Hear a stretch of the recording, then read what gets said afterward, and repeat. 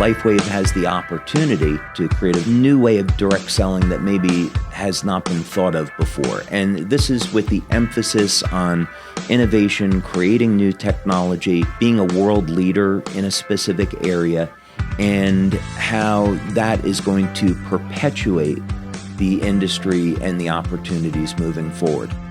Welcome to Built to Last, a podcast from Direct Selling News, putting the spotlight on the best of the best companies in the channel. I'm Rob Sperry, and today we're featuring LifeWave, a company that's redefining wellness through innovative health technology backed by science. Joining me are two remarkable leaders, LifeWave founder and CEO David Schmidt and President Meredith Burkich.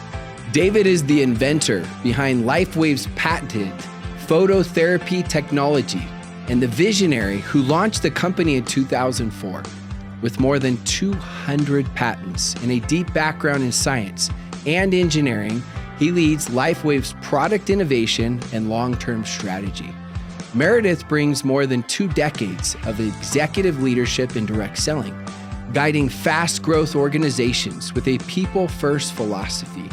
As president of LifeWave, she's focused on scaling the company's infrastructure and enhancing both the brand partner and customer experience around the world. In today's conversation, we'll explore what makes LifeWave's opportunity model, leadership, culture, and field support systems stand out, and how they've achieved such extraordinary growth. Let's dive in. All right, so to kick this podcast off, I would love to hear from the visionary, the inventor, the founder on a little bit of the background. I mean, the company got started in 2004, but how did this come about? Like, what was your vision that really built this and kept this going and obviously scaled it? We'll get into the scaling a little bit later. I think it's probably important to say that I never had the thought that I was going to get into network marketing. Didn't really know a lot about the industry. I had some exposure to it in college. During the late 90s, though, I owned a company and I was developing different technologies for the U.S. Navy through government contractors. And during that process, I was invited to be part of a design team for one of the Navy's next generation mini subs. So I took a look at the program and I thought, okay, maybe I can come up with a way to help improve crew survivability, so I'll get to work on this. And what I learned about the mission profiles is that people were going to be having to stay awake for 30 hours, 60 hours at a time. And in those days, people were using, like today, they were using caffeine, any type of amphetamine to stay awake. So I've always been interested in health, and I thought this would be a good opportunity to take a approach to this that maybe didn't rely on a drug. Maybe we could find a non-drug way to do this. So I spent several years. I came up with LifeWave as a technology. And then 9/11 hit. And military was interested in weapons and not survival equipment. So I had a family to support. So I thought, okay, well, there's probably people out in the public that are interested in a technology to help burn fat and gain energy. So I'll go ahead and start a company, and that's when LifeWave was born in 2002. So it was 2 years to figure out how to set up the manufacturing, doing clinical studies to support the work, and then what's the market research? How are we going to actually end up selling this? Is this through TV, radio, print? And along the way, it became obvious to me that network marketing was by far the best way to go to market, which we did in November of 2004, and it's changed my life in absolutely remarkable ways. Was it a lot harder than you thought, direct sales, once you got in those first couple of years, or was it what you thought, or was it easier than you thought?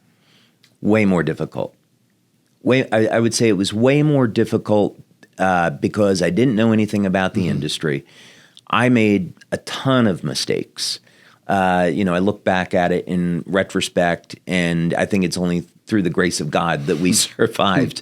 The work hours were very long. They still are, and which has never bothered me because I love what I do. But yeah, I would say in one sense, the work was very, very difficult But on the other hand, the business grew very rapidly, much more rapidly than I think through other means. And the rewards about meeting the people that you're helping, meeting the people that are building the business, just does not happen in any other industry. So I fell in love with the industry right away. That's such an important aspect. I mean, hearing that, I fell in love with the industry right away because it's a success principle. Everything worthwhile is always harder than we think it's going to be. It's not like, you could even go to the greats of all time, Tom Brady or Michael Jordan, and they're not like, oh, that was way easier than I thought, right? So hearing that passion is so key and critical to be able to get through those moments. Well, Meredith, you've described LifeWave's mission as maximizing human potential. Being around the channel for 2 decades and then seeing what LifeWave has done and become one of those built to last companies that has integrated this principle, like what do you see that you guys are really doing to integrate that? Because I know sometimes it can sound like a cliche, right? But cliches are cliches for a reason because they are timeless principles that actually work. I think that maximizing human potential is something really at its core that we all want to do. I think we talk about it a lot. And yet I heard a message many years ago that said that the graveyard was full of the most human potential. And it really struck me at the time because it is a multifaceted opportunity in direct selling, not only from the financial impact that you can have to create a better life for your family, but to be the best version of yourself. And I think that's physical. Of course, it's spiritual, and it's certainly mental, and are we always striving to be better and be that version for our families, for our communities, and for our teams if we're so fortunate. And I think that at LifeWave, to start out with a founder, with a person like David Schmidt, who has, as a core driver from the very, very beginning, said, I want the world to be a better place, and I want people to have the opportunity to be empowered to be that best version of themselves. It all starts there, right? That's the core. And so how does that reflect and translate into what we do at LifeWave? We're constantly asking ourselves, will this empower people? Will this give them the tools that they need? Will this give them the products that they need? Will we be providing a tangible way to better themselves?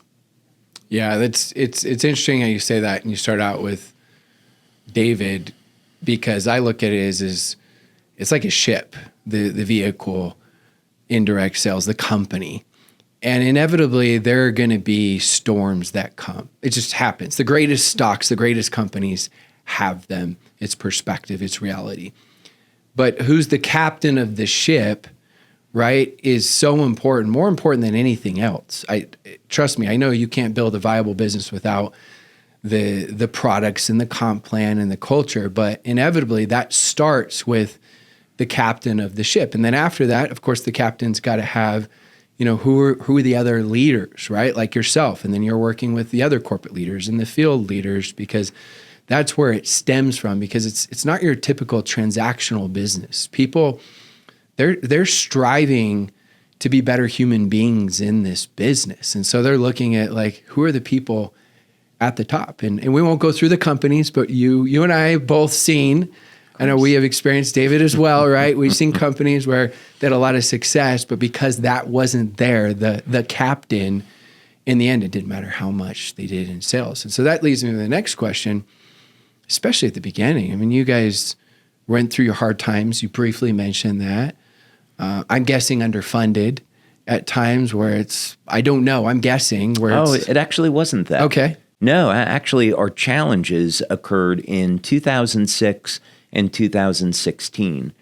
So for perspective, November of 2004, our first month doing sales, we did $500,000 in sales. 2005, we did about $17 million in sales. Wow. So we were off to a great start as a new company. 2006, we started to experience a number of challenges, but it was in October of 2006 that we were the victim of a credit card scam. So we had somebody in Europe that was buying credit cards through Russia, They were placing fake orders. We had about $1 million or so worth of fake orders go through. We had paid commissions on it. And that was an unbelievable disruption in the business. And 2007, we went month by month. We lost about half of our distributors because of that. So we went month by month in 2007, not really knowing if we were going to make it. Did the leaders sense that as well? That you weren't maybe going to make it, or was that just more behind the scenes, kept private? The leaders certainly knew Okay. that the company was having its challenges. Yeah. They didn't know, I think, how bad it was. In just a week before Christmas, I emptied my bank account to make payroll. And so I went from some money in my bank account to not having anything, and then living off of credit cards during 2007.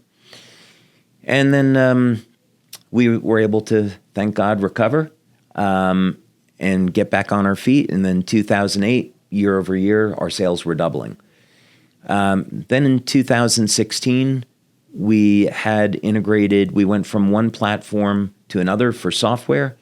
The team that was handling it did a terrible job. And we went for 3 weeks where we couldn't take an order, several months where the system just didn't work properly. And again, we went back almost 10 years to the month. We went through another really terrible period. But I would say that if we hadn't gone through both of those problems, we wouldn't be where we are today. It absolutely made us a better company, as ironic as it is. Yeah, the ones that get through it, it's always right. The trials were the best things that happened if you can make it through. Now, obviously, we don't feel that way during those times, but I appreciate you sharing that. And that's one of the goals of Built to Last, is us sharing not just the highlights of all the great things we went through, but also the struggles and the challenges. Because I've heard that from multiple companies, but I don't see that publicly, where they had massive issues with merchant accounts and different things like that they had to go through, and you just don't know. Like, a lot of times that isn't shared, and so it's empowering, and I'm grateful to hear that as well. Like, the struggle is so important, because yes, your struggle is your story, your mess is your message, but when you overcome it, right, that's what makes it so powerful. So what would you say, Meredith, if you think of LifeWave, like the biggest thing that you guys have for a company that is built to last? Like, if you were to say the single most important thing, and I know that could be one of those answers that's so deep that depending on the day, it may be a different principle with that. But what would you say it is for LifeWave in particular? I think ongoing innovation is the key to that success that you're talking about, that sustainable future, that legacy build. And because David represents that innovation, because it really is an inventor at the helm here that is steering the direction of the company, it is much more important for us to have him in the front of the room, because the story that he tells and how he unveils the latest project, how he describes how it's going to change the world and make a difference in lives, really can only be delivered by the inventor himself. And that's why we can't get enough of David Schmidt on stage. And neither can our brand partners. They just want more David, and we're happy to make sure that we deliver that. So what would you say for you, like having a key to have a company that is going to be sustainable and be around? First, I would say an extraordinarily important part of why we've been successful is because of our leaders. And what's interesting is that over the years, like all of us, we've met many, many different types of people that get involved with the industry.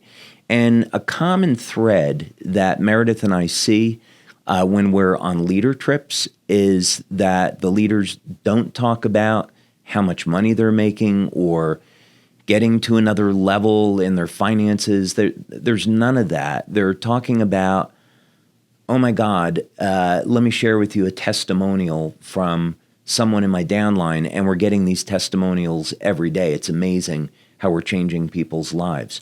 So the leaders, they're amazing people. They're focused on helping people. They see the vision of the company and where the company is going. They see our commitment to the business. So I'd say first and foremost, the leaders that we have are incredible. We're blessed to have them. Manufacturing has been a great strength of the company. We manufacture our products, and we haven't had a stock out. So we can today support a company doing over $2 billion US dollars in sales yearly. I started out of my home with a purely manual process. Then we subbed out to going to what I'd say is a semi-automated process. Then we had a piece of equipment retrofitted to make it automated, and today it's incredibly advanced. We use robotics, we use computerized vision detection systems, and it's very, very high speed. So the manufacturing has been an important part in being able to keep up with our growth and going through spikes in sales. The innovation, as Meredith said, is incredibly important, and it's something that I would recommend to any company in the channel, is that as we look at the trends of where things are going with AI and Amazon and online sales and where they've been, is that unless companies have a strategic edge, they may not survive, no matter how good the compensation plan is or their marketing. So I would definitely encourage owners to be thinking about investing in innovation, and our model of looking out what's going to be around 10, 20 years from now. How do we develop these technologies? How can we patent them, manufacture them? Those are all incredibly important decisions and actions. So at the end of the day, our brand partners know that they can only get our products through LifeWave, and we're completely committed to the channel.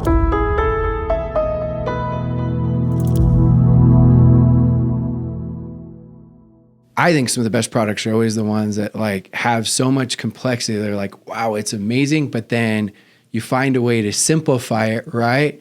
So oh yeah, I get it. You have your X39 patch, and we're talking a lot about innovation, and I'd love to learn more. Well, in terms of complexity, it's interesting you say that, because the patch on that level, as far as the technology, is a nanoscale organic array that's designed to be an optical filter using stereoisomers. They create a phenomenon known as circular polarization of light, and this allows the device to open up a communication channel between the device, the skin, and ultimately the receptors in the body. So it's technically complicated, but it's been simplified in such a way that anybody could use it, and takes 10 seconds to apply, and you get the benefits all day. But in simplistic terms, the LifeWave patch technology takes advantage of the fact that ultimately human beings are powered by light, which means if you can take any human, plant, animal cell, put it in a room that's completely dark. We use a device called a photomultiplier tube, and you can detect very minute photons. They're called biophotons because they're coming from living systems, coming off of those cells. And these pulses of light are so coherent, they resemble laser light. And the reason why all living systems have this light is that they initiate thousands of different biochemical reactions within the cell. So ultimately, as Robert Becker said in the late 60s, it's the electrical systems of the body that control the biochemistry. But here now, more refined today, we would really say it's the light that's emitted from the cells that controls the biochemistry. So the LifeWave patch is a form of phototherapy. We stimulate the skin with very low levels of light. This activates receptors in the cell. And on our first product, which is Energy Enhancer, it's going to upregulate what's called beta oxidation or fat burning. So you wear the energy patches, and we can analytically demonstrate through blood, urine, saliva testing, bioelectrical testing, that that's exactly what happens. A 23% increase in fat burning from applying Energy Enhancer.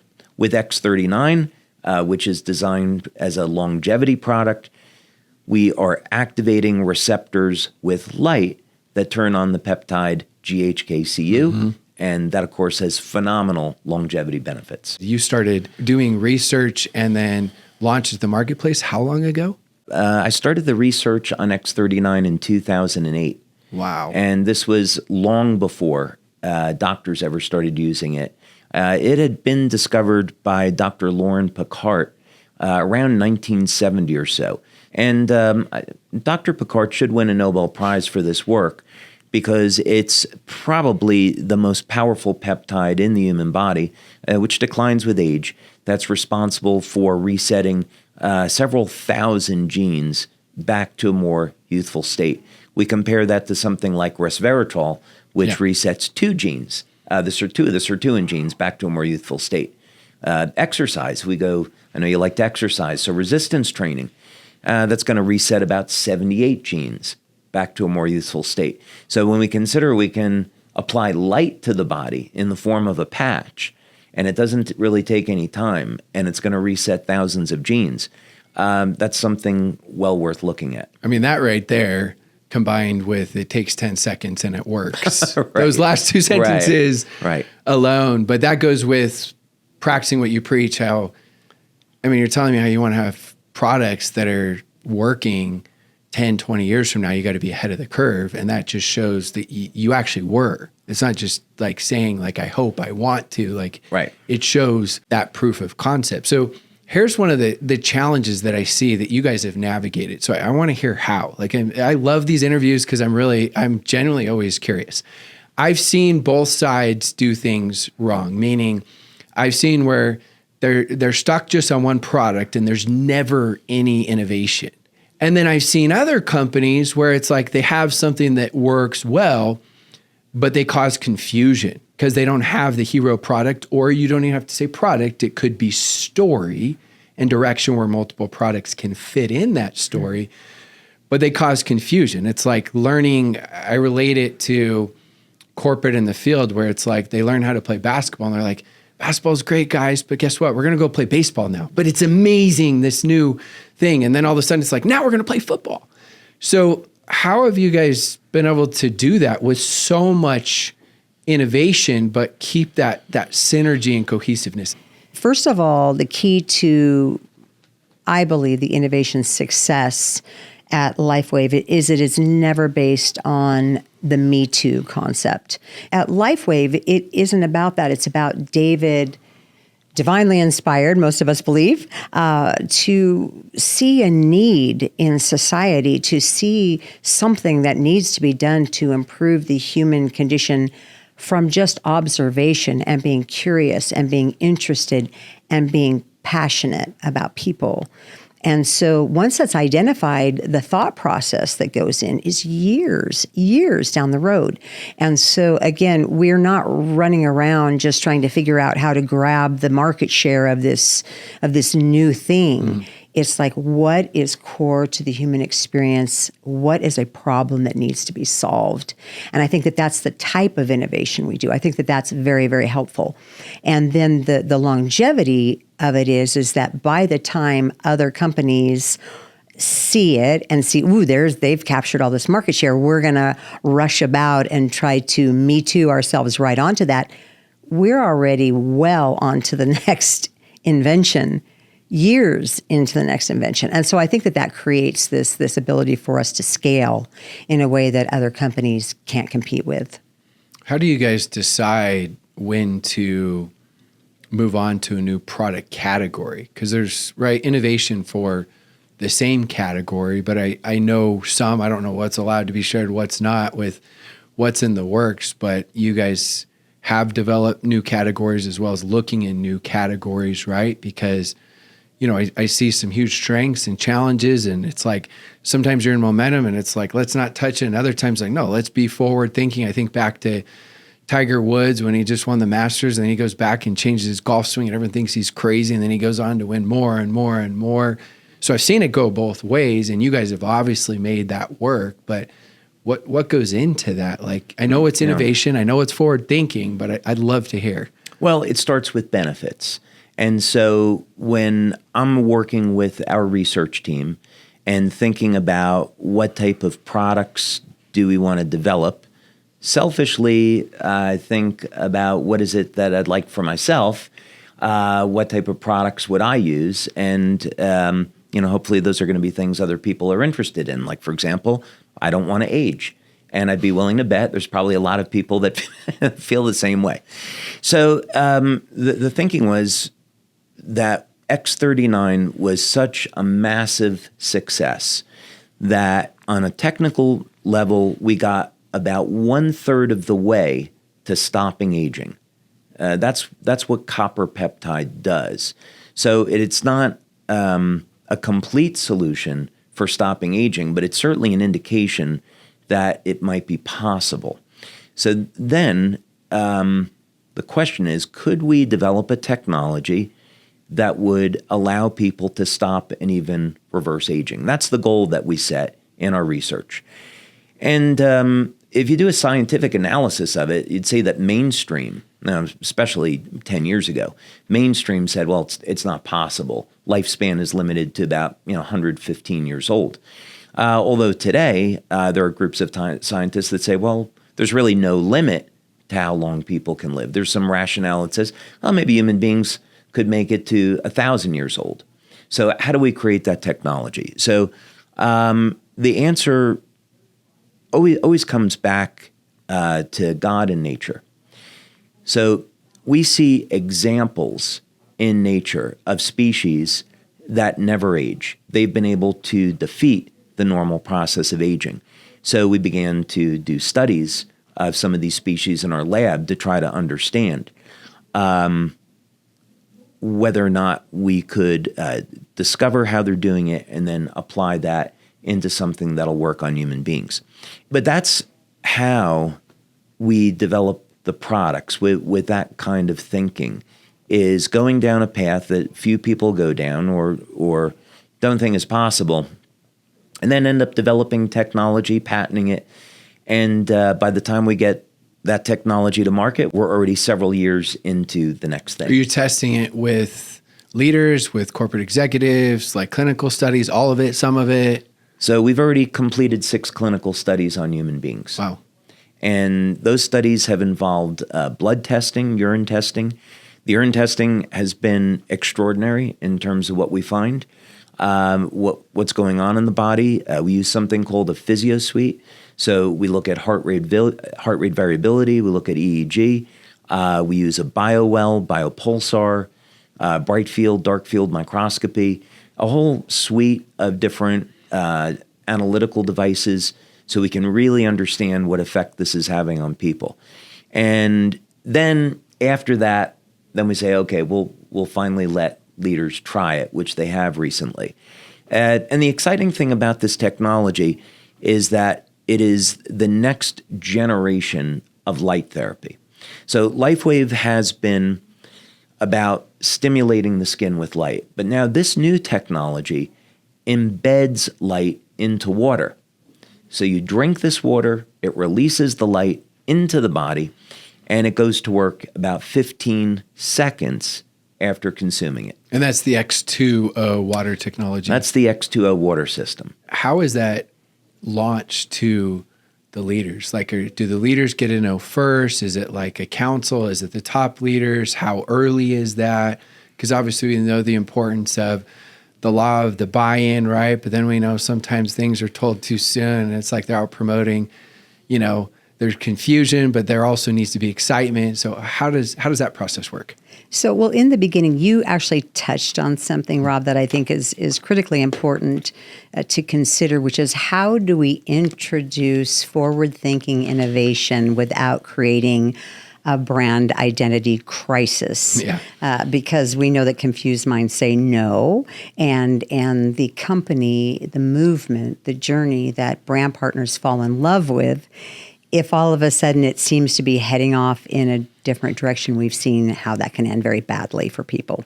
So from the very beginning, when David, on our monthly and then sometimes weekly calls where he shares glimpses into his vision of what's 5 years, 10 years down the road, we begin thinking about it, because obviously this is a gift that we are going to be delivering to tens of thousands, hundreds of thousands of people. How are we going to position this product to tie into the light, to tie it into that age reversal? How does this work? And then what we do is we usually put together a focus group, and David's very active in participating with those focus groups, usually the most influential leaders, so that they feel from the very beginning, because you know, and I know, we all know that buy-in is king, and we need that, to access the power of the network. And then offer an opportunity for people to earn the actual technology. So in this case, this is a $6,000 retail priced product. This is not an inexpensive product. Yes. So by offering them a promotion that, say, in our case, 30 people in the Americas earned, I think 15 people in Europe and another 20 or so in Asia Pacific, they have an opportunity to become part of the beta. And so that's really where we are right now. As a matter of fact, David just hosted a call this last week where we had like 15 people on there giving their testimonials. And the only negative of the testimonials was how they were dealing with the foot traffic of all of the people that were constantly ringing their doorbell, trying to beat in a way to come in and try the water. If you can imagine, with our patches, we got to the level that we're at today by delivering light outside the body in a small area. Imagine what's going to happen if we're delivering light inside the body throughout the entire body. And you can start feeling those benefits in 15 seconds. That's pretty world-changing. And it makes a difference in people's lives, and it happens very, very quickly. So I think what would be different about the X2O launch as compared to maybe a traditional product launch is the fact that we're launching a new technology, not just a new product. But I love how you keep talking about the light, because even though it can be a new product, one's inside, one's outside, it still feels like the same story that's just being enhanced. So it doesn't feel like changing direction. It's like, no, we're going to keep improving this story, which is phenomenal. And sometimes we understand it, but trying to explain it where the masses understand it isn't always easy. So, it's light therapy, right? So the brand, fortunately, the brand partners, they got it right away. We've been in the light therapy business, and now this is an innovation in light therapy that hasn't existed, and we're delivering light throughout the body. They got that right away. They saw the synergy. They know that in order for people to get the most benefits out of the X39 patch or any of the patches, you have to be well hydrated. We came out with this product, Cellergize, to complement the patches, which goes in the water. And now the water is a delivery system for those nutrients. So everything fits together. It was made to be that way.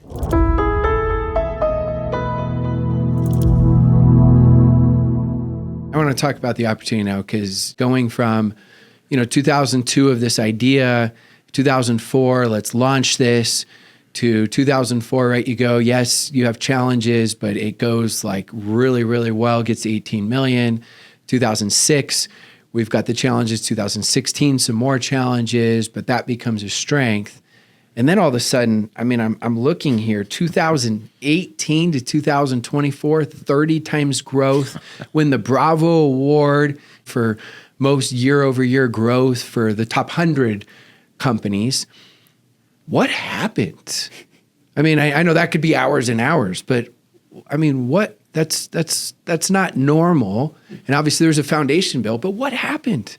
I had spent 10 years and invested $4.3 million into stem cell research. And this is, again, part of this forward thinking. And so when X39 was born, I began to think about and speak with our marketing team that we're not releasing another patch product. This is the third phase of release in our company. So I knew we needed to separate this for the opportunity from everything else we had done before to create a very specific dividing line. So the way that I positioned it with the marketing team was, think of Energy Enhancer, LifeWave, Silent Nights, those products as being lifestyle products. That's what we started with. And then the second phase of the company was all about anti-aging. So now we're entering the third phase of the company, and this is all about stem cells and regeneration. And the timing happened to be just perfect. The closest comparison that we had was a stem cell injection. So if you wanted one stem cell injection, that was going to be between, let's say, $3,500 and $5,000 for a single injection, and about a third of the time it wouldn't work, and there was also risks associated with it. And our product, in contrast, for a brand partner was $100. And it's a product they could use every day, had no side effects, worked with the human body, and had benefits that, in fact, exceeded what you could see with stem cell injections. So from the perspective of the opportunity, the leaders started to see there was this enormous value proposition. So absolutely, that was a contributing factor. But one thing that we did, I think, really, really well, which could be a good, marketing lesson, is we didn't make it available for sale in the initial 6 months. What we did was we said, okay, first we're going to give samples to our leaders to use gratis. And then when we went to market in July of 2018, we said, if you want this product, you have to go out and sponsor, build the business, get a customer, and then we'll give you a free sample. And we started getting in a crazy number of testimonials. We built excitement. We were never selling the product, and sales were going up. So once we started selling the product and hit the ground running with it in January of 2019, we just escalated from there. We went from 20 million to 60 million in 1 year. But what a unique, like you said, marketing research that you did rather than quick fix promo or like, let's launch this and all these different things. It's like, no. I know the product works. Like you were doubling down on it. And in the sense you didn't know if you're going to make money, you probably thought we may lose money over the course of time, but in the long term we'll make money, even though that wasn't the case. Right. And I know with that, with all the success that you guys have had, most people would not touch anything with their comp plan. And going back to you guys talking about being innovative, right? As you guys have had made those changes and you don't take them lightly. But again, you're thinking 5, 10, 15 years from now. So, and you're going through another one, correct? So maybe talk a little bit on that. I think decision-making process at any company needs to be done responsibly and carefully and respectfully, because the reality is we hold in our hands the dreams and the hopes and aspirations of tens, hundreds, maybe millions of people. And so it weighs heavy, I think, in any change management process. You cannot be abrupt. You cannot be disrespectful. But you have to do what's right, and you have to do what's right for the business. We have the luxury and the benefit of being able to change at a time when people are looking for a reason to stay with LifeWave, to grow LifeWave, and not to leave LifeWave. So actually the timing is good. We are going to be paying over 60% more people with the new plan. And who are those people? People in their first 90 days. And so because of all of the work and the investment and us understanding what it takes to get a new person to join a company, to enroll, that can be weeks, months, years, the fact that we are going to respect them by building a pathway for them to earn quickly, that's the magic. The approach that Meredith and I take with the leaders and the brand partners has an element to it. I don't know if other companies look at it this way or not, but I think one of the things that we've done is when we speak with our leaders and brand partners, we come from a place of appreciation and thinking about how can we thank our leaders for all of the success that they brought the company. And this is an important perspective because it shows up in some real world benefits for them and for the company. So for example, last year we had our 20th anniversary, and these events take a year to plan out. So as we were thinking about what did we want this conference to look like, we very much started with this idea that it was going to be a celebration. We wanted to celebrate 20 years. So we're very fortunate, in thinking through the planning.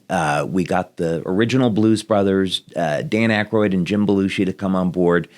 And then another opportunity presented itself with Gwen Stefani and Maroon 5. And Meredith is like, what about the budget for this? And, fortunately, as the owner, I was able to say, this isn't about the budget. I'll take care of it.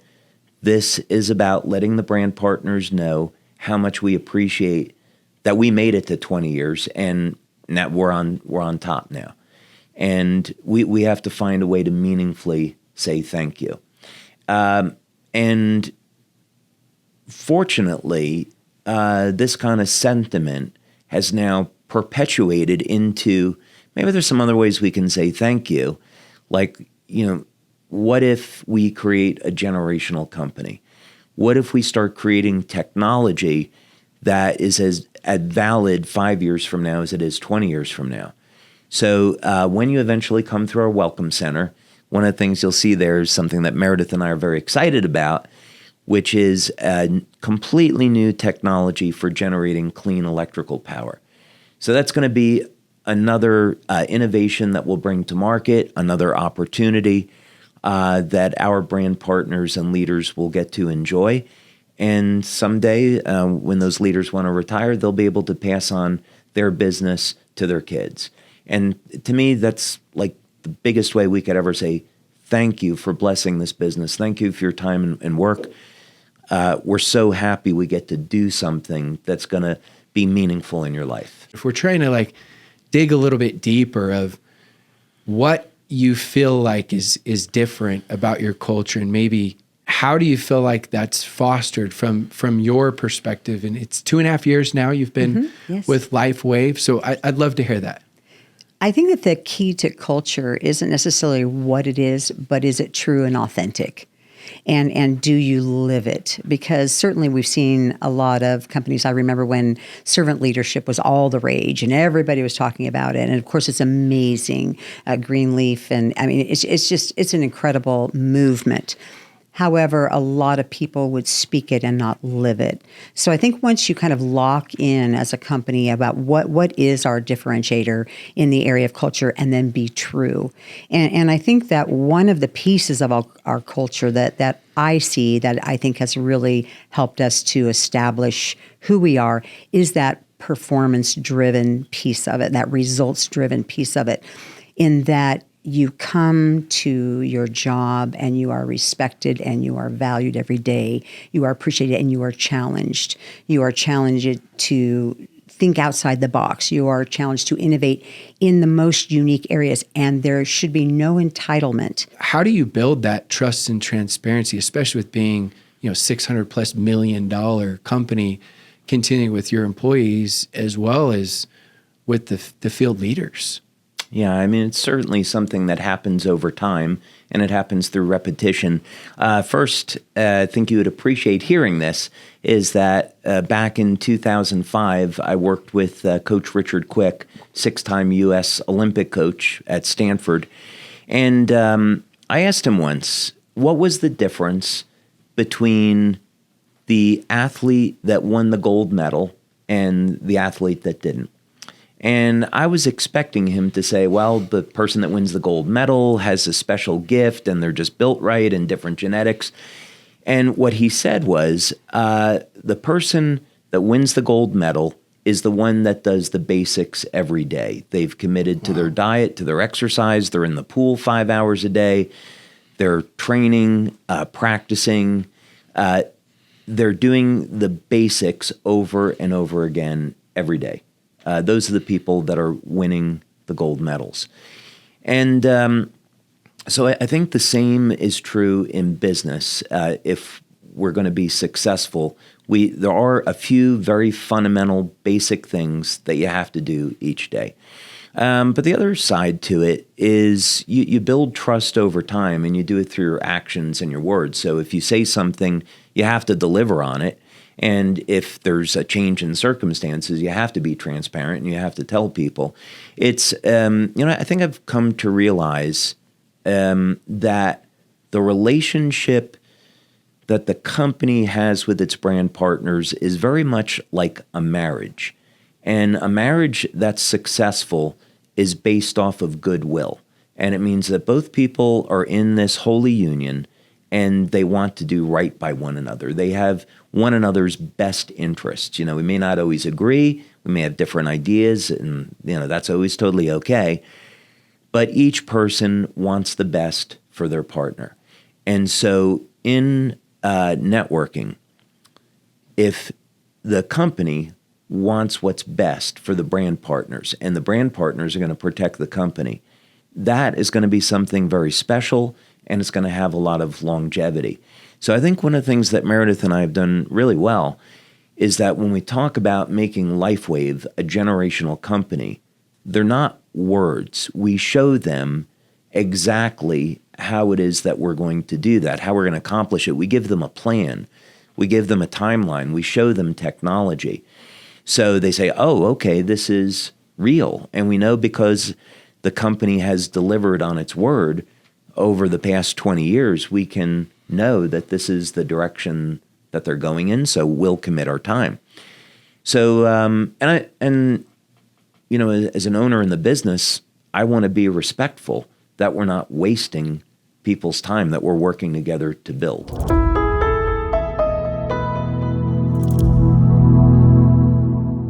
Segueing into some of the stuff that was earlier mentioned by you with AI and Meredith alluding to some of this stuff for later, and you talking about like the importance of leveraging AI, what it will replace, what it won't replace. I mean, that's a hot topic right now.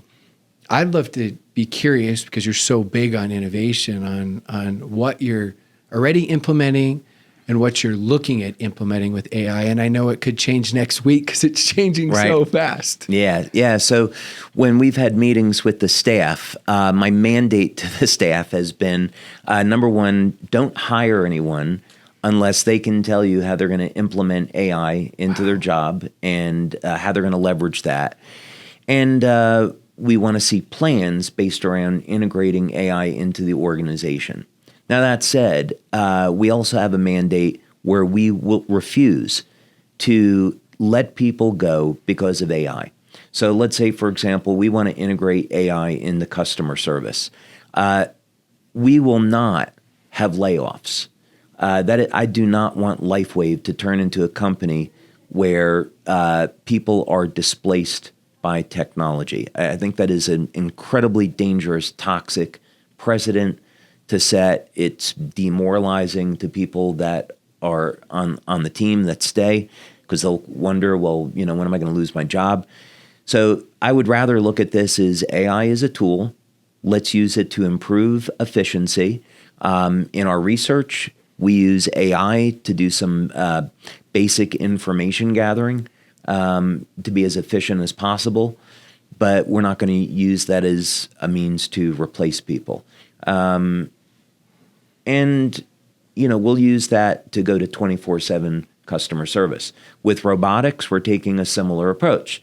I want to have 24/7 order fulfillment, and we'll do that through robotics. But we're not going to replace human beings. And so I think it's really important for everyone. We have over 600 employees now. I think it's really important for people to know that's the direction that we're heading in. We have to use these technologies to keep up and have an advantage. But we don't want to do it at the expense of the human factor. Otherwise, we lose too much. That's a really good take, and that's really empowering with the communication. We're not looking to replace you. We're looking to enhance your role, and AI is part of that enhancement. I've looked at even my business, at first I'm like, oh, is this going to take away from a lot of things I do? It's made me 10x better. I feel like I got a battle buddy. I got an assistant, I've got like so much. So for me, like that's a constant thing. So I love that response. And I love the interview process as well, is asking like how they would actually use and implement it, because it is so important, and that's thinking ahead. Yeah, and in our industry, you can think about, okay, not every company, actually most companies are going to take the stance. IBM as an example, my roommate from college, who I'm still friends with, after 40 years of service to IBM, they laid him off, and he and 6,000 other people were laid off because of AI. So that's something that I saw in my personal life. And because other companies are going to take that route, people are going to need to be looking for work. And my opinion is that the direct selling industry is about to go through the biggest growth that it ever has been because of this phenomena. Companies will start using AI as a means to reduce costs. There'll be people that'll be out of work, unemployment will go up, and those people will need to supplement their income, and our industry will be one place where they can turn. So if we're adopting these technologies and using AI to make it easier for brand partners to operate a business and earn money, we're going to be so far ahead of everybody else. I love that vision. And going along with that vision for direct selling and the gig economy and how we evolve, Meredith, I'd love to hear just in general, first from direct selling, like, how do you see it evolving, then how it's evolved and how you see it evolving in the next 5 to 10 years, and fit LifeWave into that as well, how you guys are implementing that? So how do we incorporate things like weekly pay and maybe even at some point daily pay for some? So how do we make it quick in their pocket? I think that that's really what we're all about here. So our compensation design team was looking at how do we reward, yes, immediately, quickly, and simply, but how then do we also balance that for the people that do look for that generational company? Yeah, and when you really break it down, if someone were to list out like their perfect dream job, it really is direct sales. When they say, well, sure, I want to have a great boss, I want to have a great culture, I want to have some time freedom, flexibility, right? Done wrong, I get it, it can be your biggest nightmare if you feel like you don't have the right products and culture and all that, but done right, it's your greatest dream. So finishing with this question, what do you want the legacy to be for LifeWave? Like, you think 10, 20 years, and I know you think much beyond that. You think passing it on and what people are talking about 20, 30 years from now about LifeWave and what it's done, and for human beings, what it's done for direct sales, right? Being one of those built to last companies. Like, what is that? Because you've talked a lot about legacy, which I love. What is that vision? I kind of like superheroes. And so I think that shapes a lot about the way I think about things. So, the traditional superhero is get the bad guy, rescue the girl, save the world, right? So I think simple stuff, right? So I think if we were looking, 20, 30, 40 years into the future, we're at an important moment, and we have some extraordinary opportunities. We're dealing with technologies that have the potential to stop and reverse human aging. So thinking about that beyond the individual, what that means is that if we turn that into a reality, and the technology ends up doing that, that means we have functionally, because we're keeping people healthier, we reduce healthcare costs on any one given country. And then that money that countries are saving can be turned around for humanitarian purposes. Let's take people that are homeless, to feed people, give them home. If we think about this on a very, very large level. So the technology has some very, very far-reaching consequences. It also means that when people are getting into their 60s, 70s, 80s, now, maybe they're functioning like someone in their 30s and 40s, and they're productive. They're no longer a burden on society. And that's also an enormous benefit. So that technology has the ability to change society in a very, very dramatic way. The power generation technology that we're talking about, the ability to generate energy in a completely different way that's clean, healthy for the planet, to make people energy independent. The unit generates 20 kilowatts of power, which means not only do you get rid of your electric bill, but you make money every month off the grid. So 10, 20, 30 years from now, what that means is we've played a role in making the planet a cleaner place. We gave people a business that is recession-proof because we need power every single day.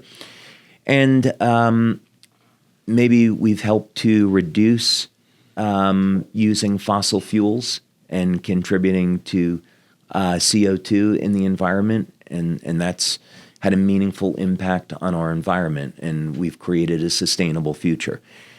So I'm much more interested in leaving a legacy about making the world a better place than the one that I came into. That's what I would like. I always say good leaders have vision, great leaders give vision. And that's an incredible vision. And when you look at this profession, a lot get in for the money or for the products.